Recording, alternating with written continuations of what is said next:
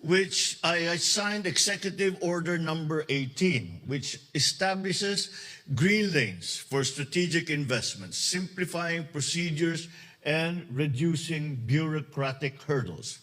Simply speaking, these green lanes are, as we are slowly transforming the way we do business, both in the bureaucracy, both in government, and of course in the general economy, as we are awaiting the legislation to come through, as these have to be very examined in very close detail. We have established these green lanes, and the general idea is that for any investor who comes to the Philippines, that they will no longer have to wing it, as it were, and try to go through the documentation process and learn as they go along. They will be taken in hand by a specific person and a specific group in each department, the relevant department, and that group will attend to all the needs of a prospective investor, so as to be able to put up a company, to start a bank account, to get the permitting down, to get the clearances, etc. And this we do so as to make more rapid the entry of foreign direct investment, but also to make businesses more profitable, because the costs that are implied by inefficiencies are lessened at the very least. So I am pleased to announce the enactment of 3 priority bills. The Public-Private Partnership Code of the Philippines, which paves the way for transformative partnerships and fosters infrastructure development.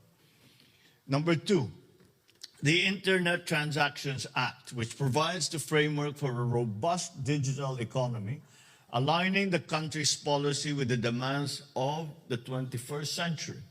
And finally, the Tatak Pinoy Act, or the Proudly Filipino Act, which I recently signed into law just last 26 February, which will support industry development and enable greater participation of the Philippines in global value chains.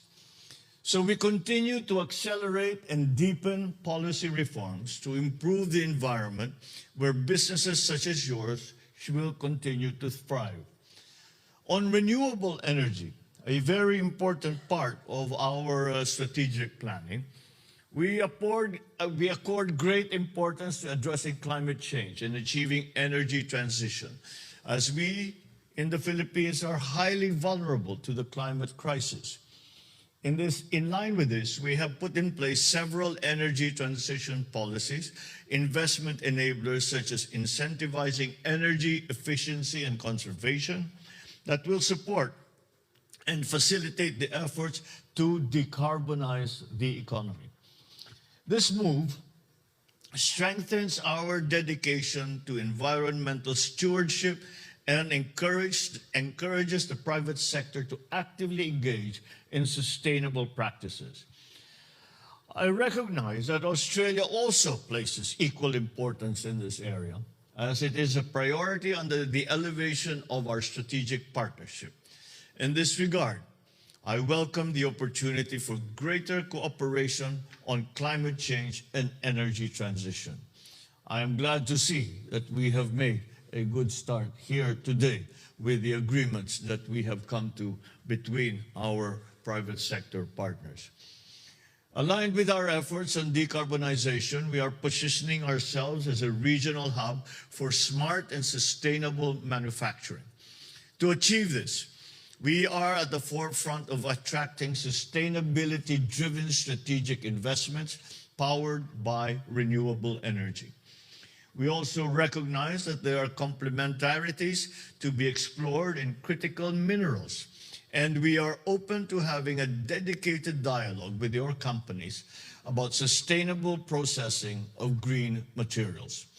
This will be further supported by our strong adherence to high labor and environmental standards, We have our trade and investment policy tools in place through the ASEAN-Australia-New Zealand Free Trade Agreement and the Regional Comprehensive Economic Partnership Agreement to enable our regional economic integration agenda.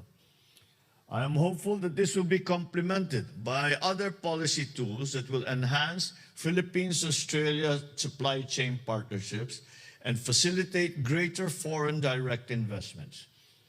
So in conclusion, let me reiterate our gratitude for your presence and active engagement in this forum. The members of my economic team will provide the support needed by your businesses for investments to continuously grow and prosper. Together with you as our strategic partner, we can make investments happen in the Philippines. I am confident that the relationships forged here today will contribute significantly to the economic vibrancy of both our nations. Thank you very much, and good morning to you all.